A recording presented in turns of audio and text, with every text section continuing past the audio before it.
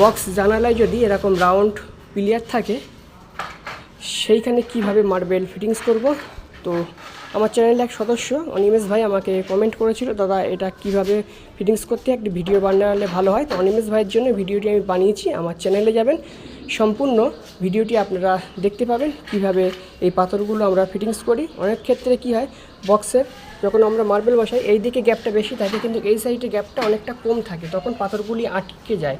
তো সেই ক্ষেত্রেও একটা করণীয় আছে, সেটা কি করবেন সেটাও এই ভিডিওতে বলা আছে। আমার চ্যানেলে যাবেন, যারা সম্পূর্ণ ভিডিওটি দেখতে চাইছেন সেইখানে সম্পূর্ণ ভিডিওটি দেওয়া আছে, সেখান থেকে আপনারা দেখে নেবেন। আর আপনাদের কিছু জানার থাকলে অবশ্যই কমেন্ট করবেন, চেষ্টা করব এইভাবে আপনাদের জন্য ভিডিওটি বানিয়ে দেওয়ার জন্য।